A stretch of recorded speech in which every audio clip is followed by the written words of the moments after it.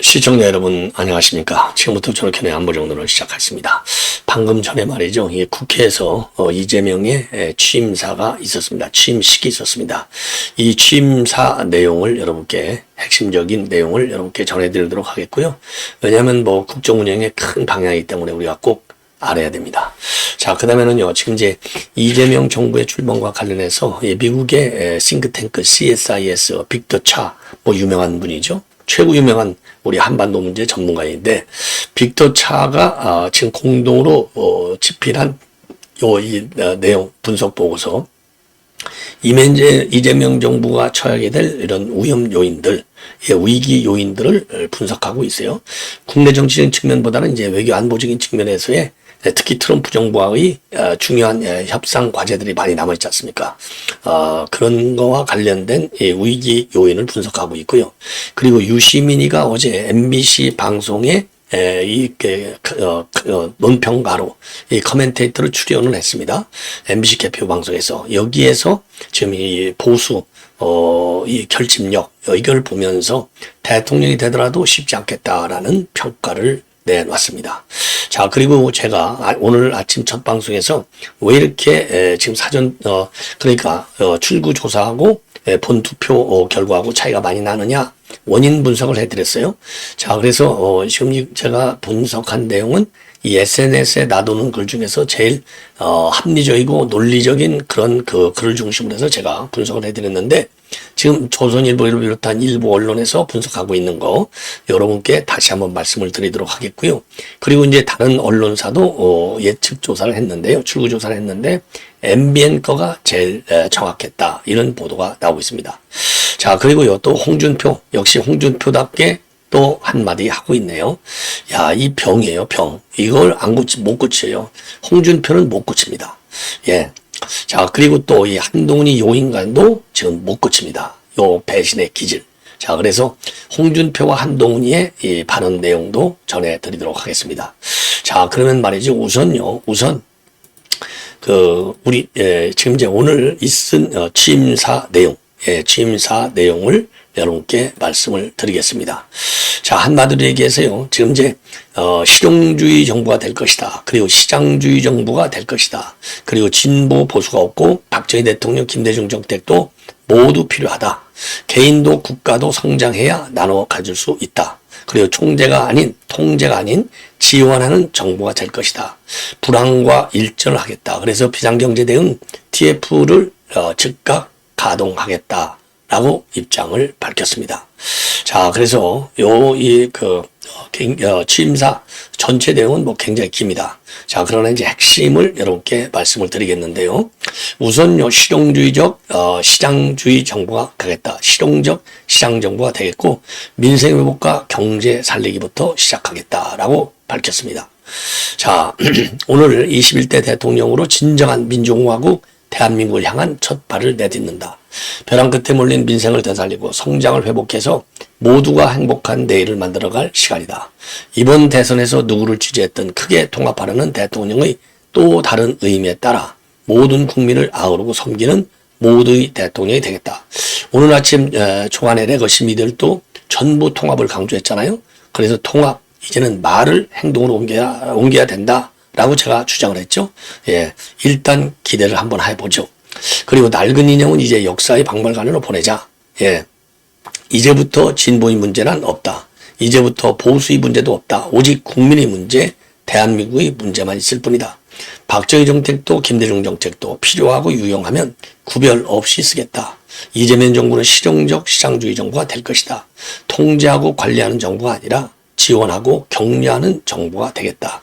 이제 출범하는 민주당 정권 이재명 정부는 정의로운 통합정부, 유용한 실용정부가 될 것이다. 창의적이고 능동적인 기업활동을 보장하기 위해 규제는 네거티브 중심으로 변경하겠다. 기업인들이 자유롭게 창업하고 성장하며 세계시장에서 경쟁할 수 있도록 든든하게 뒷받침하겠다. 모든 국민의 기본적 삶의 조건이 보장되는 나라, 두터운 사회 안전망으로 위험한 도전이 가능한 나라여야 혁신도 새로운 성장도 가능하다. 개인도 국가도 성장해야 나눌 수 있다. 여기서 말이죠. 특히 규제, 네거티브 중심으로 변경하겠다. 이거요. MB정부 때부터 규제를 협박했다. 어마어마하게 강조했는데 지금 MB정부 끝난 지가 10년이 넘잖아요. 아직도 규제 협박. 이게 지금 나오고 있잖아요. 자, 그래서 이번 이재명 정부에서는 과연 어느 정도까지 이게 가는지 지켜볼 일이라고 판단이 됩니다. 그 다음에 민생회복과 경제살기부터 시작하겠고 불황과 일절을 치르는 각오로 비상경제 대응 TF를 바로 가동하겠다. 국가 재정을 마중물로 삼아서 경제의 선순환을 되살리겠다. 이게 굉장히 중요해요. 국가 재정을 마중물로 삼는다는 거잖아요. 마중물. 그런 이 얘기는요. 지금까지 이재명이가 공약 과정에서 그리고 여의도에서 한 얘기를 빌어본다면 이거는 그러니까 추경 예산 할 때도 뭡니까? 항상 돈을 뿌리는 거잖아요. 그래서 국가 재정을 먼저 풀겠다는 겁니다. 현금 살포하겠다는 얘기예요. 그래서 국가 재정을 마중물로 삼아 우리 김문수 후보도 이번에 추경 예산을 편성하겠다라고 30조 얘기를 했지 않습니까? 그렇기 때문에 국가 재정을 푸는 거는 이제 불가피한 측면도 있지만은 정도의 문제다. 왜? 문재인 정부에서 말이죠. 5년 만에 부채가 400조가 늘어난 거. 그래서 국가의 재정 건전성에 바탕이 뿌리채 흔들린 거. 이거를 이재명 정부는 명심해야 합니다. 그리고 이제 비상경과 관련해서 국민이 맡긴 총칼로 국민주 것을 빼앗는 데라는 이제 다시는 재발해서는 안 된다. 철저한 진상규모로 합당한 책임을 묻고 재발 방지책을 확실하게 마련하겠다. 그리고 외교안보와 관련해서는요.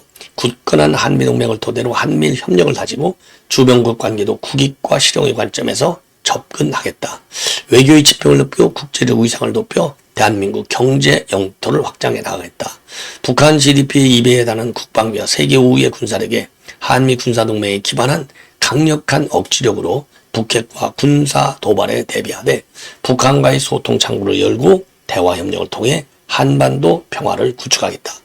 이 안보 문제는요. 상당히 지금 우려가 굉장히 많았는데 오늘 이 취임사와 관련해서는 제가 여러분께 항상 주장해온 내용 동맹과 한미일 협력 그 다음에 이제 국제적인 위상 이거 굉장히 제가 강조했지 않습니까? 그 다음에 북핵 억제 다만 지금 이제 대화 문제를 지금 거론하고 있어요. 윤석열 정부도 대화 당연히 문 열어놨죠. 자, 그래서 요거는요, 우리 보수 진영에서 주장했던 안보의 시각을 상당히 많이 거의 그대로 지금 반영하고 있다는 측면에서 한번 기대해 볼 만한 것이 아닌가. 일단은 스탠스를 이렇게 싹 바꿨다는 거, 그나마 다행이지 않나. 이렇게 판단이 됩니다. 그 다음에요, 그러면서 AI 반도체 같은 첨단 기술 산업에 대한 대대적 투자와 지원, 그리고 기후위기 대응을 위한 재생에너지 중심 사회의 전환을 약속했습니다. 이 재생에너지 이거 굉장히 중요합니다. 원전 문제에 대한 언급이 없는 것이 우려가 됩니다. 원전 문제. 자, 그러면서요. 명실상부한 국민이 주인 나라를 만들겠다. 빛의 광장에 모인 사회 대개혁 과제들을 흔들림 없이 추진하겠다. 이렇게 밝혔습니다. 그러면서요. 노벨문학상을 받은 한강 작가의 말을 인용해서 과거가 현재를 돕고 죽은 자가 산 자를 구했다면서 이제는 우리가 미래의 과거가 되어 내일의 후손을 구할 차례다. 깊고 큰 상처 위에 희망을 꽃피우려 하는 준엄한 명령과 완전히 새로운 나라를 만들라는 그 간절한 영혼에 응답하겠다. 작은 차이를 넘어 서로를 인정하고 존중하며 국민이 주인인 나라, 국민이 행복한 나라, 진짜 대한민국을 향해 나가겠다. 자, 이제 오늘 취임사요. 취임사 내용은 상당히 우리 이제 보수 진영에서도 많이 추가했던 내용들이 담겨져 있습니다. 다만 이 집행 과정, 과연 이제 이러한 이게 이제 진정성 있게 일단 우리가 한번 믿어보고 정말로 이 취임사 내용이 제대로 집행이 되도록 우리가 좀 비판은 비판대로 또 견제와 압박은 압박대로 해야 될 것이 아닌가. 그래서 항상 제가 말씀드렸잖아요. 국가도 좌우 바퀴가 두 개가 있어야만이 정상적으로 운영이 되는 겁니다. 자, 그래서 이 정상적인 운영을 할 수 있도록 우리도 이 필요한 비판과 견제는 계속해야 한다라고 판단이 됩니다. 다만 비판과 견제가 항상 팩트를 바탕으로 해서 공정하고 합리적이고 객관성 있게 그리고 또 분야별로 전문성을 갖고 비판을 해야 된다. 라고 말씀드리고, 함께 사는 세상, 오늘 현충원 이제 방문했는데요. 이 방명록에 함께 사는 세상, 국민이 주인인 나라, 국민이 행복한 나라, 국민과 함께 만들겠습니다. 이런 방명록에 글을 남겨놨는데요. 자, 약속을 꼭 지키게 되기를 바랍니다. 자, 그 다음에 이제 미국에서 지금 나오고 있는, 지금 미국의, 지금 워싱턴의 전략국제문제연구소 CSIS 아주 뭐 세계적인 싱크탱크죠. 여기에 빅터 차 한국 석좌하고요. 앤디 림 부소장이 공동으로 집필한 이 연구 보고서입니다. 자, 이 연구 보고서, 여기에 이제 이 홈페이지에 게시되어 있는 이 연구 분석 보고서인데요. 자, 이 결론은 뭡니까? 탄핵의 끝에서 위기의 시작으로 들어섰다. 예. 탄핵은 끝에서 위기의 시작으로 들어섰다. 그래서 지금 이제 이재명이가 김대중 이후 가장 중대한 과제를 안고 출발했다라고 평가를 하고 있습니다. 자, 그래서 이 외교안보 문제를 본격적으로 여기서 다루고 있어요. 이번 선거 결과 관련해서는요, 헌정 혼란 속 조기 대선으로 치러졌고, 이재명은 인수기간 없이 6월 4일부터 곧바로 직무에 돌입한다.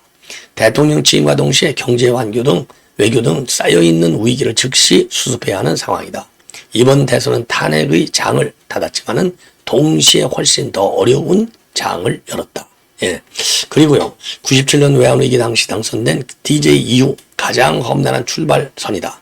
지금의 환경은 과거 두 차례의 탄핵위기 직후와는 판이하게 불리하다. 이렇게 분석하고 있습니다. 그래서 2004년 노무현 대통령 탄핵 당시에는 중국 경제 호황, 2017년 박근혜 전 대통령 탄핵 후에는 반도체 수출 붐이 회복을 도왔지만 이번에는 우크라이나 가자 지구 전쟁, 미중 통상 전쟁, 북러 밀착 등 악자가 중첩되어 있다라는 환경이 굉장히 그러니까 적대적이다. 이런 거를 지적하고 있어요. 그러면서 미 대통령의 무역 정책이 최대 난제다라고 지적을 하고 있습니다. 그래서 기존 25%의 철강 알루미늄 관세를 50%로 올리는 그런 트럼프의 상호관세 기조가 거세지고 있기 때문에 한국은 7월 8일 종료되는 90일 관세 유예 기간 이전까지 미국과의 협상에서 사실상 한 달도 채 안 되는 시한 안에 성과를 내야 한다. 이 점을 지적하고 있어요. 그러면서 이 대통령은 집권 초기 가장 중요한 과제로 트럼프와의 무역 합의를 빠르게 타결해야 한다고 강조하고 있습니다. 그리고 한미동맹과 관련해서요, 한미동맹 내 조용한 위기가 진행 중이다. 이렇게 지적하고 있어요. 자, 그러면서 헤그세스 미 국방장관이 장관 취임 이후에 인태 지역을 순방할 때 한국을 방문하지 않은 점, 그리고 루비오 국무장관도 아직 한 번도 방문하지 않은 점, 이런 점을 거론하면서 동맹의 전략적 유연성 논의, 그리고 주한미군 일부 철수 검토가 동맹 신뢰를 흔들 수 있다라고 지적을 하고 있습니다. 자, 그러면서 말이죠. 지금 이제 이 외교 기조와 관련해서는 이재명이가 대미동맹 강화의 방점을 찍고 있다라고 분석을 하고 있네요. 그래서 이달 말에 캐나다 이 엘버타에서 열릴 G7 정상회의를 계기로 한미 첫 정상회담이 성사될 가능성이 높다. 여기에서 관세와 주한미군 문제 대북 정책적 핵심 현안을 논의하게 될 것이다 라고 전망하고 있습니다. 그 반면에요, 대중 정책에 있어서는 충돌 가능성을 제기하고 있습니다. 자, 그래서 이재명은요, 실용적 균형을 강조하고 있지만은 트럼프 행정부는 동맹국이 안보는 미국에, 경제는 중국에 기대는 이중 행보를 용납하지 않겠다는 입장을 고수하고 있어서 갈등이 불가피하다. 이런 분석을 하고 있습니다. 이런 것들이 다 위기가 되는 거죠, 요인이. 그리고 북한과의 관계에서는요, 이재명이가 2018년도에 남북 군사 합의를 복원하고 대북 전단을 중단하고 남북 한 라인을 재개한다고 공약을 했지만은 단기간 내 정상회담이 예측되기는 어렵다라고 판단하고 있습니다. 그러면서요, 트럼프가 북한과의 직접 대화를 재개하더라도 한국을 건너뛸 가능성을 배제할 수 없다. 예, 패싱하는 거죠. 한국 패싱. 자, 그러면서요, 이재명은 노동자 인권 변호사이자 자수성가형 정치인으로 한국 현대 정치사에서 보기 드문 배경을 가진 인물이다. 지금 그 역계 위에는 국내 정치뿐만 아니라 예측 불가능한 국제 질서까지 버텨야 하는 무거운 짐이 놓여 있다. 이렇게 분석을 하고 있습니다. 예. 자, 그 다음에 또 유시민이가 보는, 지금 위기 요인, 예. 대통령 되더라도 쉽지 않겠다라고 지금 평가를 하고 있어요. 자, 그래서 이제 이 MBC 개표 방송에서 한 발언이 지금 언론의 회자가 되고 있습니다. 예. 자, 그래서 국민의힘에서 어마어마한 저항을 할 것 같다.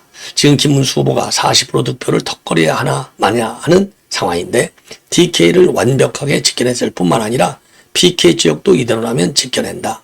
그러면서 국민의힘이 한번 해볼 만하다. 이렇게 할 수 있다.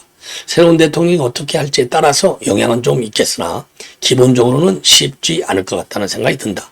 그리고 현역 국회의원들 중에서도 내란 특검법이 발효돼서 수사가 본격화되면 문제가 될 소지가 있는 분들이 여럿 있다.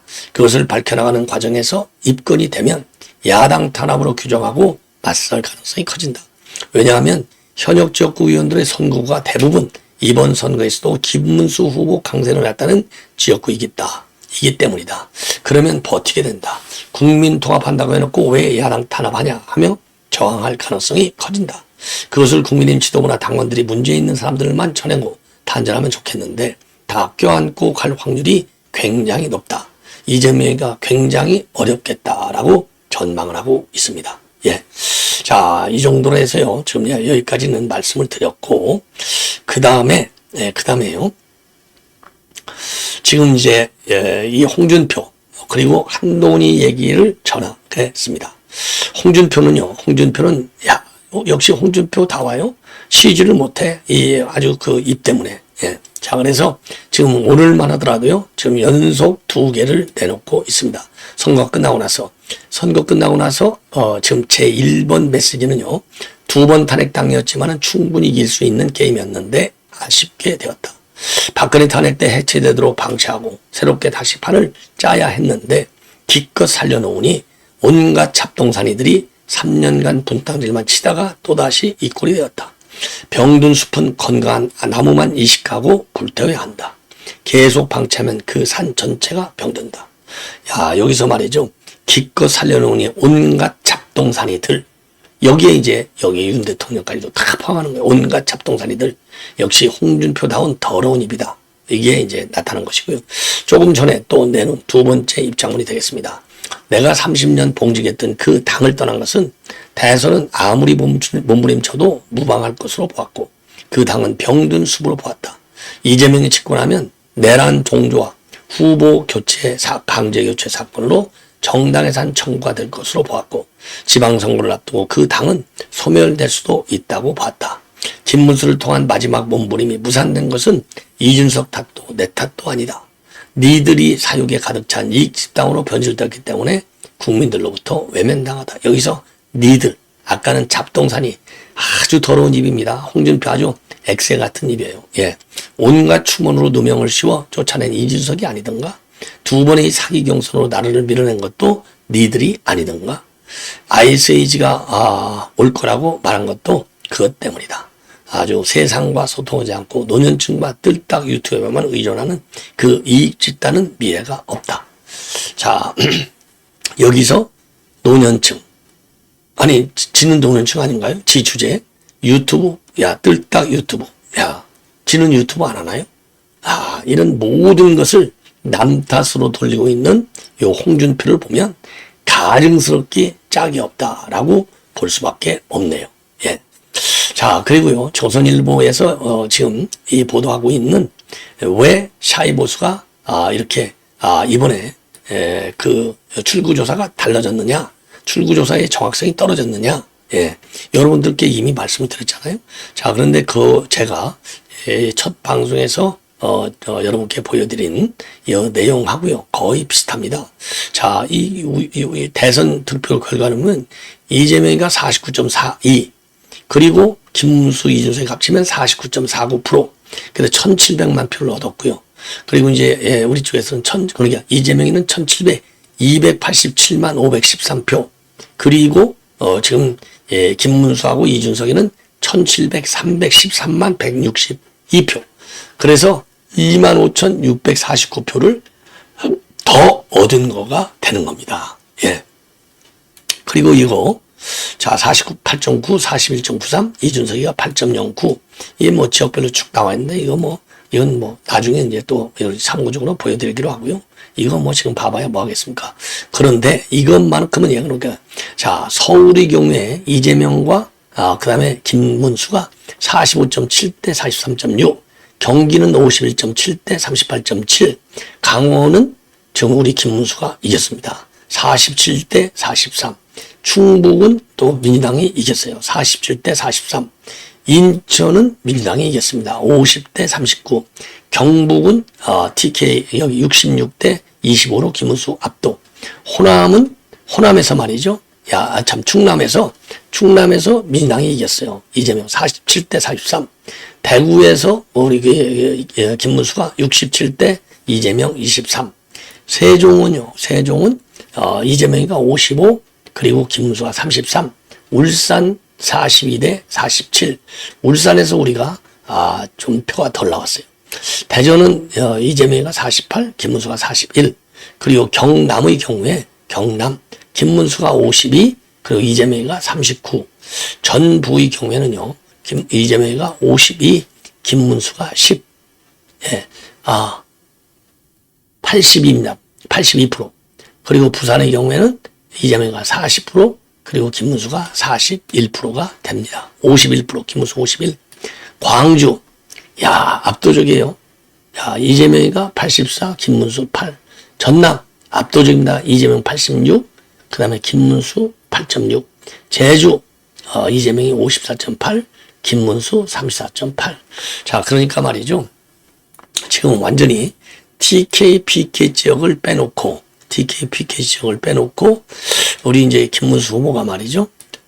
그리고 이제 강원도에서 그 아주 근소한 차이로 리드하고 있는 거.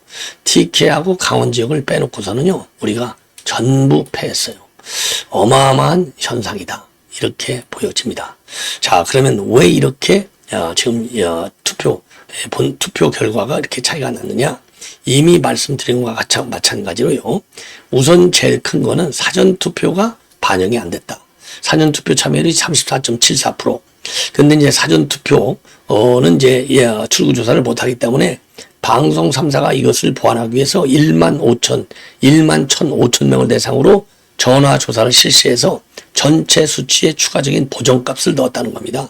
근데 이게 맞아떨어지지를 않았어요. 출구조사에서는, 그러니까 사전투표에서는 출구조사를 안 했지만은 보정치를 넣었지만, 11,500명. 이게 통하지 않았다는 거고요.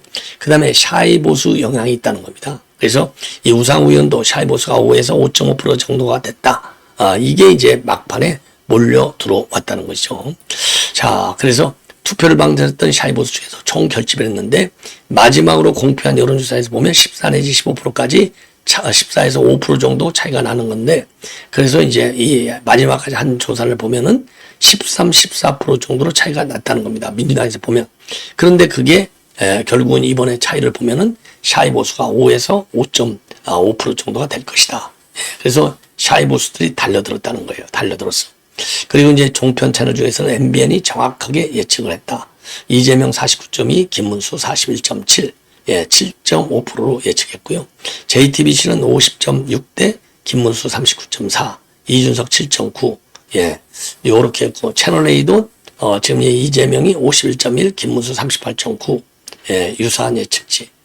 자, 그리고요. 지상 3사의 출구조사는 한국리서치, 입소스, 코리아 리서치에서 했습니다. 요 기관들이 전부 좌편향이 강한 기관이 되겠습니다. 자, 시청자 여러분, 이렇게 해서 지금 취임사, 그리고 이제 그 출구조사와 본투표의 차이까지 분석을 해 드렸습니다. 시청자 여러분, 대단히 고맙습니다.